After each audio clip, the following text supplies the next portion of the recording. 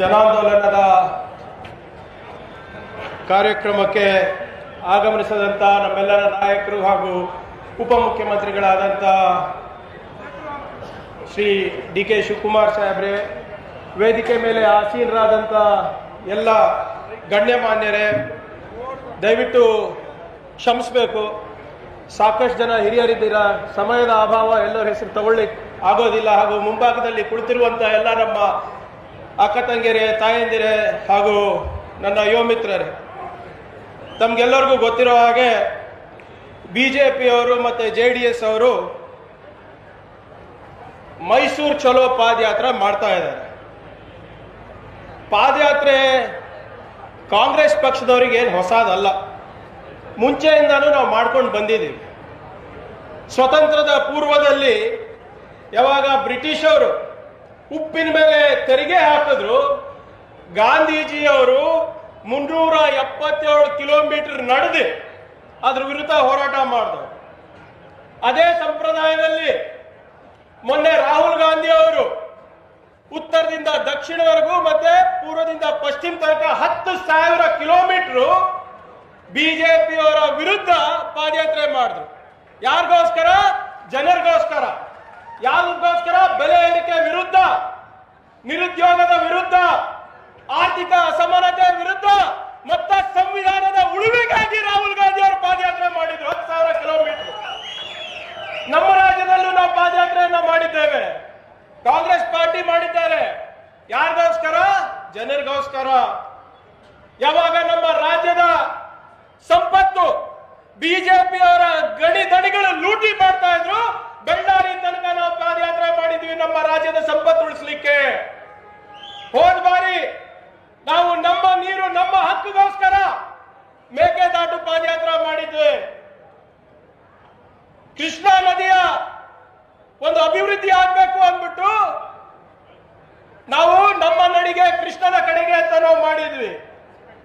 ನಾವು ಮಾಡಿದ್ವಿ ಪಾದಯಾತ್ರೆ, ಬಹಳಷ್ಟು ಪಾದಯಾತ್ರೆ ಮಾಡಿದ್ದೀವಿ.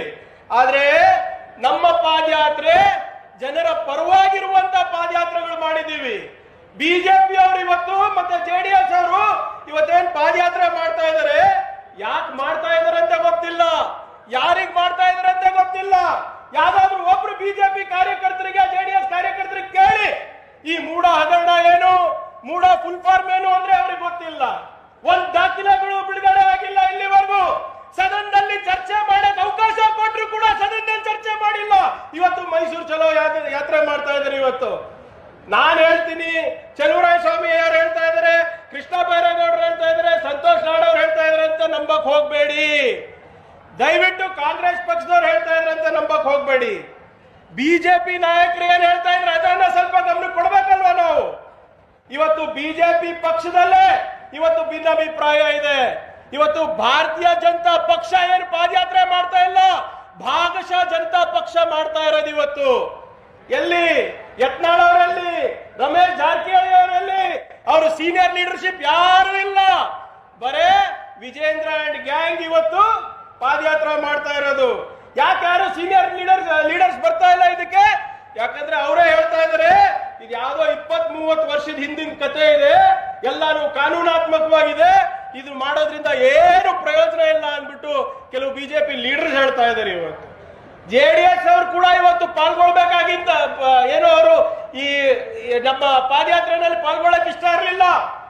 ಮೇಲ್ಗಡೆ ಅಮಿತ್ ಶಾ, ಮೋದಿ ಅವರು ಹೋಗಿ ಕೈಕಾಲು ಬಿದ್ದಿ ಕರ್ಕೊಂಡು ಬಂದ್ರು. ಇವತ್ತು ಕುಮಾರಸ್ವಾಮಿ ಅವರು ಇವತ್ತೇನು ಪಾದಯಾತ್ರೆ ಮಾಡ್ತಾ ಇದ್ದಾರೆ, ಅವ್ರಿಗೆ ಭಯ ಆಗ್ಬಿಟ್ಟಿದೆ. ಏನಾದ್ರೂ ಅಪ್ಪಿತಪ್ಪಿ ಜಾಸ್ತಿ ಪಾದಯಾತ್ರೆ ಮಾಡ್ಬಿಟ್ರೆ ಅವ್ರದೆಲ್ಲ ಬಂಡವಾಳ ಆಚೆ ಬರುತ್ತೆ ಅಂದ್ಬಿಟ್ಟು ಇವತ್ತು ಅವ್ರಿಗೆ ಕೂಡ ಭಯ ಆಗಿದೆ. ನಾನು ಹೇಳ್ದಂಗೆ ಈ ಪಾದಯಾತ್ರೆ ಏನಿರೋದು ಯಾಕೆ ಮಾಡ್ತಾ ಇರೋದಂದ್ರೆ, ಮೋದಿ ಸರ್ಕಾರ ಏನು ಅನ್ಯಾಯ ನಡೆಸಿದೆ ನಮ್ಮ ರಾಜ್ಯ ಸರ್ಕಾರದ ವಿರುದ್ಧ, ಅದನ್ನ ಮುಚ್ಚಾಕ್ಲಿಕ್ಕೆ ಇವತ್ತು ಪಾದಯಾತ್ರೆ ಮಾಡ್ತಾ ಇರೋದು. ತಮಗೆ ನೆನಪಿದ್ರೆ ನಾವು ಹೋರಾಟ ಮಾಡಿದ್ವಿ. ನಮ್ಮ DK ಶಿವಕುಮಾರ್ ಸಾಹೇಬ್ರ ನೇತೃತ್ವದಲ್ಲಿ ನಮ್ಮ ನೀರು ನಮ್ಮ ಹಕ್ಕು ಅಂದ್ಬಿಟ್ಟು ಇವತ್ತು ಡೆಲ್ಲಿ ತನಕ ನಾವು ಹೋರಾಟ ತಗೊಂಡು ಹೋಗಿದ್ವಿ.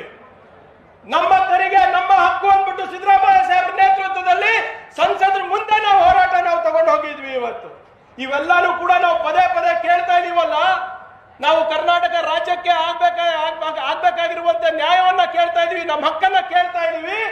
ಅದನ್ನ ಮುಚ್ಚಾಕ್ಲಿಕ್ಕೆ ಇವತ್ತು ಇದು ಯಾತ್ರೆ ನಡೆದಿರೋದು. ತಮ್ ನೆನಪಿರ್ಲಿ, ನಮ್ಗೆ ಬರಗಾಲ ಬಂದಾಗ ಯಾವ ಬಿಜೆಪಿ ಲೀಡರ್ ಕೂಡ ಬಂದಿಲ್ಲ ಇಲ್ಲಿ, ಯಾವ ಬಿಜೆಪಿ ಲೀಡರ್ ಕೂಡ ಇಲ್ಲಿ ತಿರುಗಿ ನಮ್ಮ ಕಡೆ ನೋಡಿಲ್ಲ. ಕರ್ನಾಟಕದ ಕಡೆ ನಾವು 36,000 ಕೋಟಿ ರೂಪಾಯಿಯನ್ನ ನಾವು ಕೇಳಿದ್ವಿ ಕೇಂದ್ರ ಸರ್ಕಾರದಿಂದ, ಕೊಟ್ಟಿಲ್ಲ ನಮ್ಗೆ. ಅವಾಗ ನಮ್ಮ ಸರ್ಕಾರ ಸುಪ್ರೀಂ ಕೋರ್ಟ್ ಮೊರೆ ಹೋಯ್ತು. ಸುಪ್ರೀಂ ಕೋರ್ಟ್ ಅಲ್ಲಿ ನಾವು ಅರ್ಜಿ ಹಾಕಿದ್ವಿ, ನಮ್ಮ ರಾಜ್ಯಕ್ಕೆ ಬರ ಬಂದಿದೆ, ನಾವು ಅತ್ಯಂತ ಹೆಚ್ಚಿನ ತೆರಿಗೆ ಕೊಡ್ತಾ ಇದೀವಿ, ನೀವು ಕನ್ನಡಿಗರಿಗೆ ಆಗ್ತಾ ಇರೋ ಅನ್ಯಾಯವನ್ನ ನೀವು ನ್ಯಾಯ ಕೊಡಿಸಬೇಕು ನಮ್ಗೆ. ಸುಪ್ರೀಂ ಕೋರ್ಟಿಗೆ ನಾವು ಹೋಗಿದ್ವಿ, ರಾಜ್ಯ ಸರ್ಕಾರಕ್ಕೆ, ಕೇಂದ್ರ ಸರ್ಕಾರದ ವಿರುದ್ಧ. ಸುಪ್ರೀಂ ಕೋರ್ಟ್ ಅವರು ಛೀಮಾರಿ ಹಾಕಿ ಇವತ್ತು ಯಾಕೆ ರಾಜ್ಯ ಸರ್ಕಾರಗಳು ಇವತ್ತು ಸುಪ್ರೀಂ ಕೋರ್ಟಿಗೆ ಬರಬೇಕಾಗ್ತಾ ಇದೆ ಅಂತ ಛೀಮಾರಿ ಹಾಕ್ತಿದ್ರು. ಇದು ಆ ಒಂದು ತಪ್ಪನ್ನ ಮುಚ್ಚಾಕ್ಲಿಕ್ಕೆ ಇವತ್ತು ನಾವು ಅವ್ರು ಮಾಡ್ತಾ ಇರೋದು ಅಂತ. ಇವತ್ತು ನಾನು ಕೇಳ್ತಾ ಇರೋದು ಇಷ್ಟೇ, ದಯವಿಟ್ಟು ತಾವು ಆಲಿಸಬೇಕಾಗ್ತಾ ಇದೆ. ಇವತ್ತು ಮೊನ್ನೆ ಬಿಜೆಪಿಯ ರಾಜ್ಯಾಧ್ಯಕ್ಷರು ವಿಜೇಂದ್ರ ಅವರು ಒಂದು ಮಾತು ಹೇಳ್ತಾರೆ, ಮಾನ್ಯ ಮುಖ್ಯಮಂತ್ರಿಗಳು ಮತ್ತು ವಿಶೇಷವಾಗಿ ಉಪಮುಖ್ಯಮಂತ್ರಿಗಳು ಭ್ರಷ್ಟಾಚಾರದ ಪಿತಾಮಹ ಅಂತ ಹೇಳ್ತಾ ಇದೆ. ನನಗೆ ನಗಬೇಕು ಅಳಬೇಕು ಅಂತ ಗೊತ್ತಾಗ್ತಾ ಇಲ್ಲ. ಇವತ್ತು ವಿಜೇಂದ್ರ ಅವರು ಭ್ರಷ್ಟಾಚಾರದ ಬಗ್ಗೆ ಮಾತನಾಡಿದಾಗ ಹೆಂಗೆ ಅನಿಸುತ್ತೆ ಅಂದ್ರೆ ಭೂತದ ಬಾಯಲ್ಲಿ ಭಗವದ್ಗೀತಾ ಬಂದಂಗೆ ಅನಿಸ್ತಾ ಇದೆ ಇವತ್ತು ನನಗಂತೂ. ನಾನ್ ಕೇಳಲಿಕ್ಕೆ ಬಯಸ್ತಾ ಇದ್ದೀನಿ, ವಿಜೇಂದ್ರ ಅವರೇ, ನಿಮ್ಮ ಪೂಜ್ಯ ಅಪ್ಪಾಜಿ ಅವರು 1 ಸರಿ ಅಲ್ಲ 2 ಸರಿ ಅಲ್ಲ 3 ಸರಿ ರಾಜೀನಾಮೆ ಯಾಕೆ ಕೊಟ್ಟಿದ್ದು?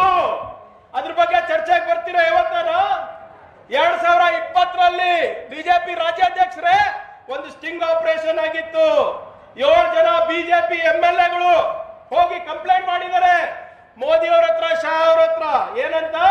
ಯಡಿಯೂರಪ್ಪ ಅವರ ಮಗ BY ವಿಜೇಂದ್ರ ಅವರು ಸುಲಿಗೆ ನಡೆಸಿದ್ದಾರೆ, 15% ಕಮಿಷನ್ ಇರ್ಲಾರ್ದೆ ಯಾವುದು ಸರ್ಕಾರಿ ಕೆಲಸ ಮಾಡಲ್ಲ ಅನ್ಬಿಟ್ಟು ಕಂಪ್ಲೇಂಟ್ ಕೊಟ್ಟಿದ್ಯಾರು? ಬಿಜೆಪಿ ಶಾಸಕರು. ಮರ್ತೋಗ್ಬಿಟ್ಟಿದ್ದೀರಾ? ಆ 15% ತೆರಿಗೆಗೆ ಏನಂತ ಹೇಳ್ತಾ ಇದ್ರು? VST ಅಂದ್ರೇನು? Vijendra service tax. ಇದು ನಾವು ಹೇಳಿಲ್ಲ, ಬಿಜೆಪಿ ಅವರೇ ಹೇಳಿದೆ.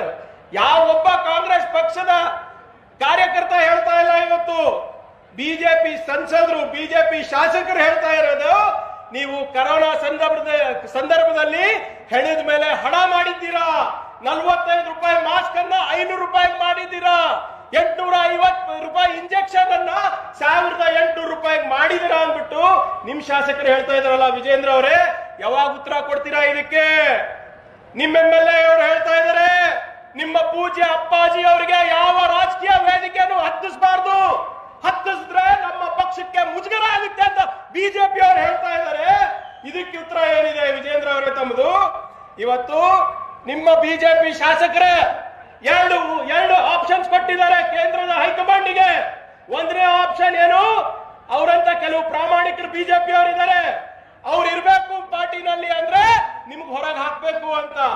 ಎರಡನೇದು, ಈ ಭ್ರಷ್ಟಾಚಾರಿಗಳಿಂದ ಏನ್ ಪಾದಯಾತ್ರೆ ನಡೆದಿದೆ ಅದನ್ನ ನಿಲ್ಲಿಸ್ಬಿಟ್ಟು ನಮ್ಮ ಪಕ್ಷವನ್ನ ಶುದ್ಧಿಗೊಳಿಸಬೇಕು ಅಂದ್ಬಿಟ್ಟು ಆಪ್ಷನ್ಸ್ ಕೊಟ್ಟಿದ್ದಾರೆ. ಇವತ್ತು ದಯವಿಟ್ಟು ತಾವು ಯೋಚನೆ ಮಾಡಬೇಕಾಗಿದೆ. ಇವತ್ತೆಲ್ಲರೂ ಯಾಕೆ ಪಾದಯಾತ್ರೆ ಮಾಡ್ತಾ ಇದ್ರೆ ಅಂತ ಅವರಲ್ಲಿರುವಂತಹ ಹುಳುಕನ್ನ ಮುಚ್ಚಾಕ್ಲಿಕ್ಕೆ ಇವತ್ತು ಮಾತಾಡ್ತಾ ಇದ್ದಾರೆ.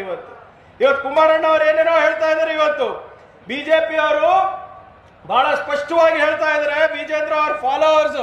ಕುಮಾರಣ್ಣ ಅವರೇ, ಬಿಜೆಪಿ ಅವರು ಹೇಳ್ತಾ ಇರೋದು ಕಾಂಗ್ರೆಸ್ನವರಲ್ಲ. ನಿಮ್ಮ ಕುಟುಂಬದ ಏನು ಪೆನ್ ಡ್ರೈವ್ ಇದೆ ಅಲ್ಲ, 1 ಲಕ್ಷ ಪೆನ್ ಡ್ರೈವ್ ಅವರು ಕಾಂಗ್ರೆಸ್ ಅವರಲ್ಲ, ಬಿಜೆಪಿ ಅವರು ಹಂಚಿದ್ದು, ವಿಜೇಂದ್ರ ಅವರ ಚೇಲಗಳು ಹಂಚಿದ್ದು ಅಂತ ಹೇಳ್ತಾ ಇದಾರಲ್ಲ. ಆದ್ರೂ ಇವತ್ತು ಅವ್ರ ಜೊತೆ ವೇದಿಕೆ ಹಂಚ್ಕೊತಾ ಇದ್ದೀರಲ್ಲ, ಕುರ್ಚಿ ಬಗ್ಗೆ ಅಷ್ಟಾಸನ ನಿಮ್ಗೆ?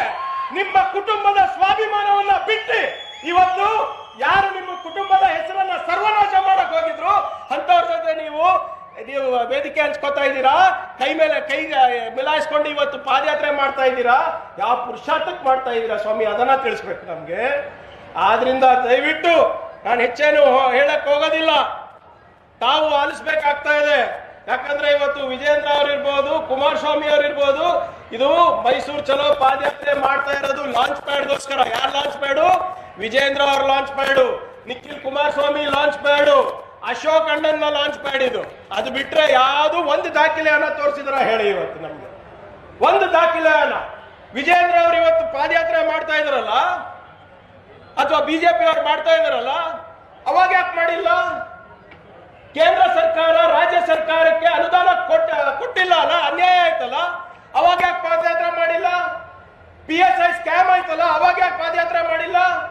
140 ಕೋಟಿ ರೂಪಾಯಿ ಗಂಗಾ ಕಲ್ಯಾಣ ಹಗರಣ ಇವತ್ತು ದಲಿತರ, ದೀನ ದಲಿತರ, SC ST ಅವರ ಹಣವನ್ನ ನುಂಗಿದಲ್ಲ, ಅವಾಗ ಯಾಕೆ ಪಾದಯಾತ್ರೆ ಮಾಡಿಲ್ಲ? ಬೋವಿ ಅಭಿವೃದ್ಧಿ ನಿಗಮದಲ್ಲಿ 70-80 ಸಾವಿರ ಕೋಟಿ ರೂಪಾಯಿ ಹಗರಣ ಮಾಡಿದ್ರಲ್ಲ, ಅವಾಗ ಯಾಕೆ ಪಾದಯಾತ್ರೆ ಮಾಡಿಲ್ಲ? ದೇವರಾಜರ ಟ್ರಕ್ ಟರ್ಮಿನಲ್ ಅಲ್ಲಿ ನುಂಗಿದ್ರಲ್ಲ, ನೇರವಾಗಿ ಬಿಜೆಪಿ ಶಾಸಕರು ಜೈಲಿಗೆ ಹೋದ್ರಲ್ಲ, ಅವಾಗ ಯಾಕೆ ಪಾದಯಾತ್ರೆ ಮಾಡಿಲ್ಲ? ನೀವು ಇವತ್ತು ಬಿಟ್ಕಾಯಿನ್ ಹಗರಣ ಆದಾಗ ಯಾಕೆ ಪಾದಯಾತ್ರೆ ಇಲ್ಲ? 4,000 ಕೋಟಿ ರೂಪಾಯಿ SCB TSP ಹಣ ತಾವು ಡೈವರ್ಟ್ ಮಾಡಿದಾಗ ಯಾಕೆ ಮಾಡಿಲ್ಲ? ಬಸವಣ್ಣನವರ ಏನು ಪಠ್ಯ ಪುಸ್ತಕದಿಂದ ಬಿಟ್ಟಾಗ ವಿಜೇಂದ್ರ ಅವರೇ, ಅವಾಗ ಯಾಕೆ ನೀವು ಪಾದಯಾತ್ರೆ ಮಾಡಿಲ್ಲ?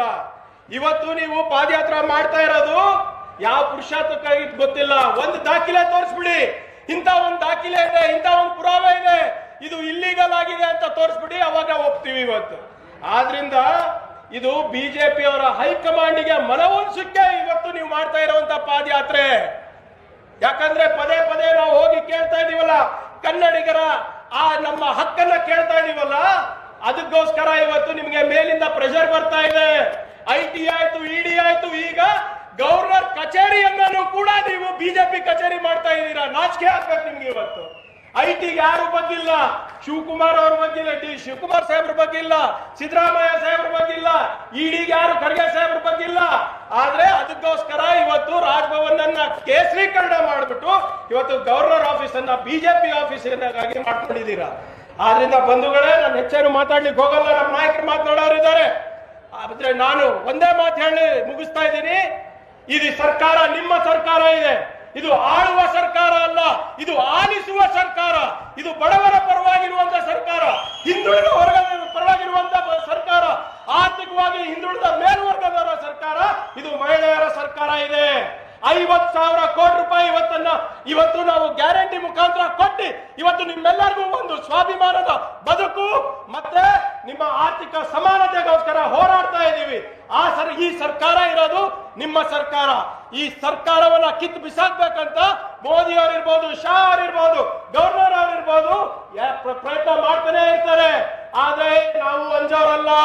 ನಮ್ಮ ದೇಹದಲ್ಲಿರೋದು ಕಾಂಗ್ರೆಸ್ ರಕ್ತ, ನಮ್ಮ ದೇಹದಲ್ಲಿರೋದು ಬಸವ ತತ್ವ, ಅಂಬೇಡ್ಕರ್ ತತ್ವ, ಸಂವಿಧಾನದ ತತ್ವ, ರಕ್ತ ನಮ್ಮಲ್ಲಿದೆ. ಆದ್ರಿಂದ ದಯವಿಟ್ಟು ಇದಕ್ಕೆಲ್ಲ ನಾವು ಅಂಜೋರಲ್ಲ, ಮಾಡೋರಲ್ಲ. ನೀವು ನಿಜವಾಗ್ಲೂ ಪಾದಯಾತ್ರೆ ಮಾಡಬೇಕು ಅಂದ್ರೆ ಬಿಜೆಪಿ ಅವರು, JDS ಅವರು ದಿಲ್ಲಿಗೆ ಪಾದಯಾತ್ರೆ ಮಾಡಿ ಕನ್ನಡಿಗರ ಸ್ವಾಭಿಮಾನವನ್ನ, ಕನ್ನಡಿಗರ ಅಸ್ಮಿತೆಯನ್ನ ಉಳಿಸುವ ಪಾದಯಾತ್ರೆ ಮಾಡಿ ಅಂತ ಹೇಳ್ತಾ ನನಗೆ ಅವಕಾಶ ಮಾಡಿಕೊಟ್ಟಂತ ತಮ್ಮೆಲ್ಲರಿಗೂ ನಾನು ವಂದಿಸ್ತಾ ಎರಡು ಮಾತು ಮುಗಿಸ್ತೀನಿ. ಜೈ